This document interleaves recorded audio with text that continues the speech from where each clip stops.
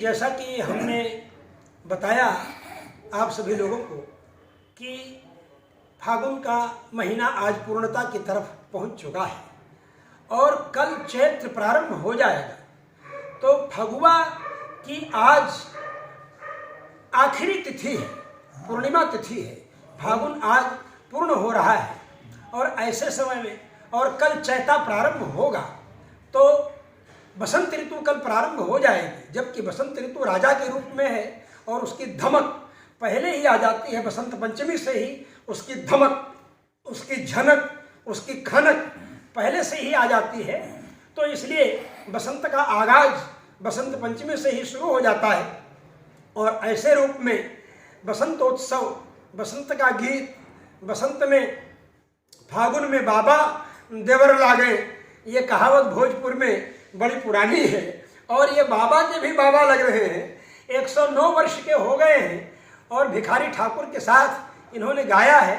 आज इनको पा करके हम धन्य धन्य अनुभव करते हैं अपने को। और जबकि बसंत ऋतु में सारी चीज़ें नई नई हो जाती हैं और बसंती रंग सबका होने लग जाता है और बसंती रंग में पीला पीलापन, सरसों का फूल सबके सामने दिखाई पड़ने लगता है। पीली सरसों ने दिया रंग, मधु लेकर आ पहुँचा अनंग, बस वसुधा पुलकित अंग अंग, वीरों का कैसा हो बसंत। ऐसे बसंत का स्वरूप है, रंग है। और लालिमा, पीतिमा, पहले श्वेतिमा, पहले अंकुर जब उत्पन्न होता है तो श्वेत रंग का होता है, फिर पीले रंग का होता है और फिर बढ़ते बढ़ते वो गुलाबी रंग की तरफ बढ़ता है और फिर बढ़ते बढ़ते हरियाली की तरफ बढ़ता है और हरे हरे पत्ते आ जाते हैं।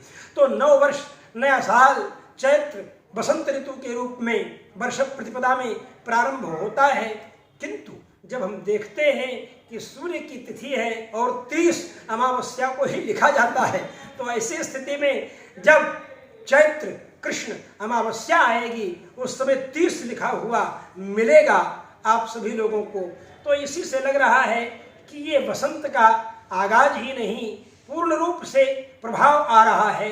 वृक्षों में नई नई कोपलें आ गई हैं, गेहूं भी अपने सुंदर भगवे रंग में आ गए हैं और ऐसे सुंदर वातावरण में हम चाहेंगे कि फगुआ भी हो जाए एक, और कल से चैत लग रहा है तो एक चैता भी हो जाए हमारे रामाज्ञा राम जी का। तो पहले पहले हम प्रार्थना करेंगे, रामाज्ञा राम जी से आग्रह करेंगे कि आप एक फगुआ भी हमारे दर्शकों को सुना दें।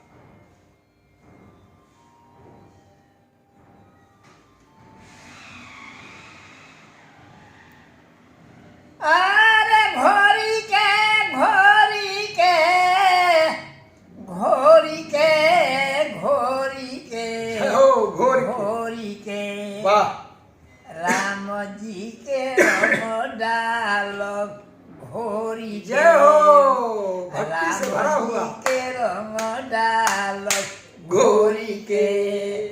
श्याम सुंदर से नाता चलल बा,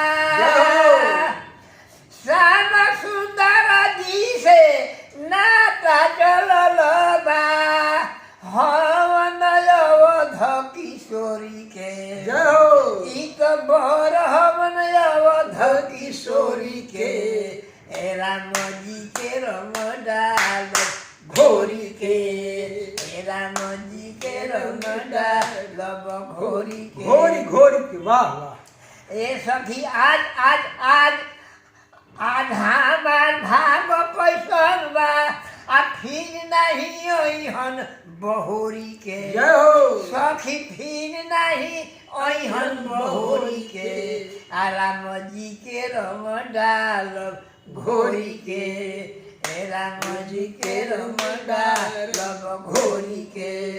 लाज लगत बा अकेला न जाई, लाज लगत बा अकेला न जाई, सखियन के ले हम टोरी के, जय हो, आ तो सखियन के ले हम टोरी के, राम जी के रम डाल घोरी के, राम जी के रम डाल घोरी के। राम राम। सुखल वीर उनका मुँह में रगरो, सुखल वीर उनका मुँह में रगरो,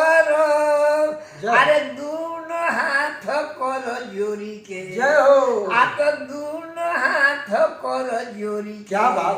ए राम जी क्या के मर्यादा है। रमडाल आज घोरी के ए राम जी के रमडाल घोरी के कहले भिखारी पैर पर गिर कहले भिखारी जी पैर पर गिर दोनों हाथ कर जोरी के दोनों हाथ। आप दोनों हाथ कर जोरी के भिखारी जी। हे राम जी के रमडाल घोरी के हे राम जी के रमडाल घोरी के घोरी के क्या बात। वाह वाह वाह।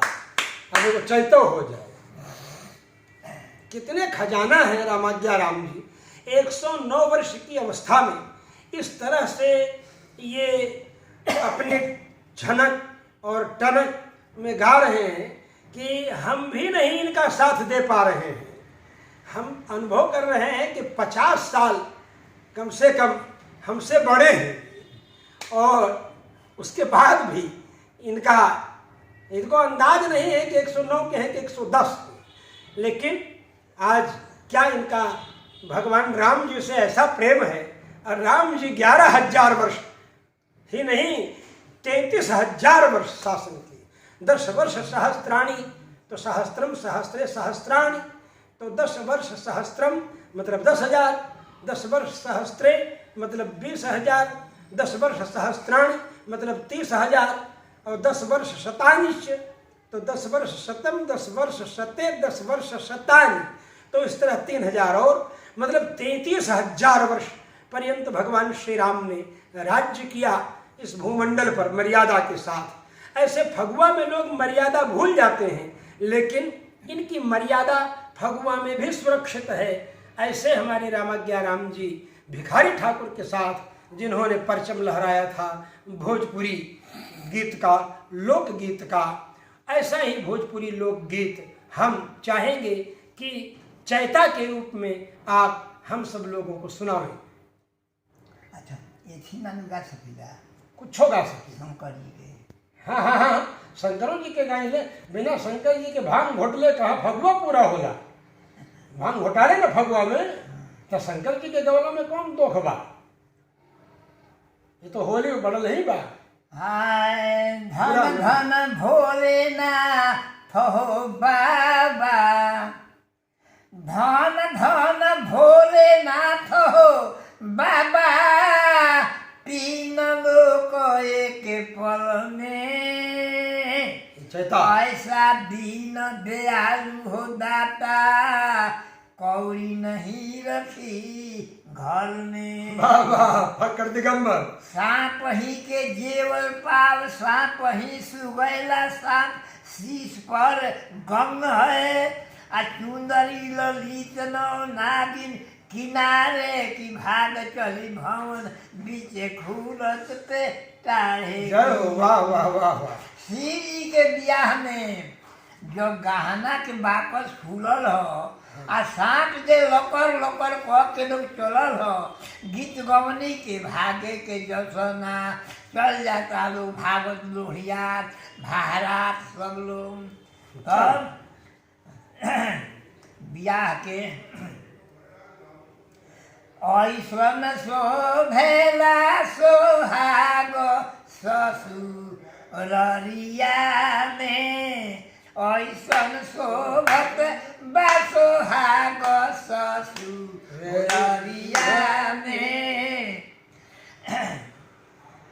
डमरुआ हर हरिया ऐलन कैतुक देखना हरिया सुनली सतयुग के खबरिया आज की बात ना हो सुनली सतयुग के खबरिया भोला जी बोले पर सवरिया तैयारिया हो के चले डगरिया में तैयारिया हो के चले डगरिया में तो डमरू बाजोता हर हरिया ऐलन कैतुक देखना हरिया डमरू बाजोता हर हरिया ऐलन कैतुक देखना हरिया डर लागत रहे दिने दुप हरिया में जय हो।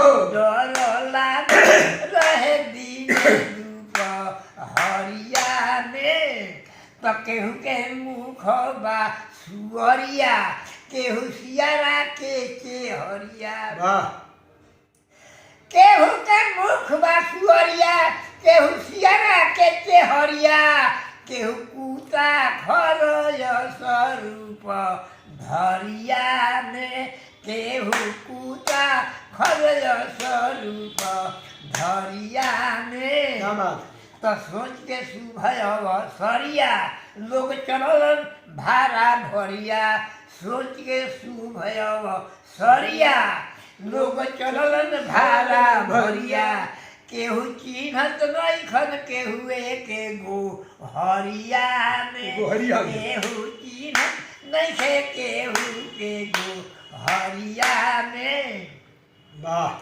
तो साथ में जोगी लसकरिया साथ में जोगी लश्करिया। लसकरिया आ पहुँच गलन पर्वत दर बरिया साथ में जोगी लसकरिया पहुँच गलन पर्वत दर बरिया हल चल मची गोइबा ने तो हरिया में हल चल मची गोइबा ने तो हरिया में भूत घेरले बा दुअरिया भूत घेरले बा दुअरिया देख के सासू सरज सरिया भूत घेरले बा दुअरिया देख के सासू सरज सरिया निंदा करत बा लोग रो रो के तरिया जय हो, कैसन दुल्हा ले आई। निंदा करत बा लोग रो रो के तरिया में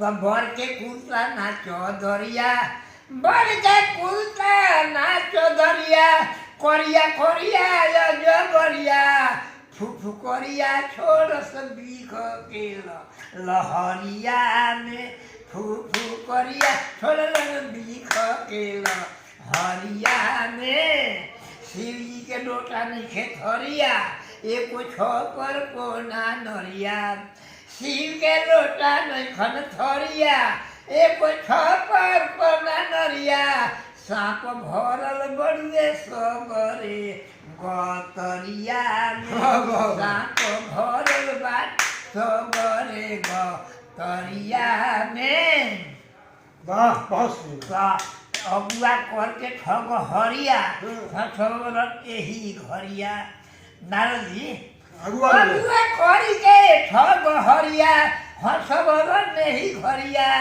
उनका नीमन नहीं मिलल दुनिया भरिया में उनका नीमन नहीं मिलल दुनिया भरिया में कहो के सब देवता में बरिया लाखन सुनत रहन गरिया हो के सब देवता में बरिया लाखन सुनत रहन गरिया खैलन हो थुका के मार कोह बरिया में खैलन हो थुका के मार खैलन हुक्का? हाँ हो थुका है हाँ खैलन हो थुका के मार कोह कोहबर में जइहे तो इनकरा हुक्का से माराई सखी लोग हाँ हाँ सखी लोग तो अदवाली आई हाँ तो हवन ब्राह्मण विष्णु जरिया शेखर होत बाबू धरिया हवन ब्रह्मा विष्णु जरिया शेखर होत बाबू धरिया अगहरिया होके कलन जेव नरिया में अगहरिया होके कलन जेव नरिया में भिखारी कहलन सारा सरिया आ घर पुतुकुन गरिया हाँ भिखारी कहलन सारा सरिया घर पुतुकुन गरिया बाटे गंगा सर जुग के किनारिया में बाटे गंगा सर जुग के किनारिया में ऐसन शोभतवा सुहाग ससुरिया वाह वाह वाह वाह बहुत सुंदर बहुत सुंदर बहुत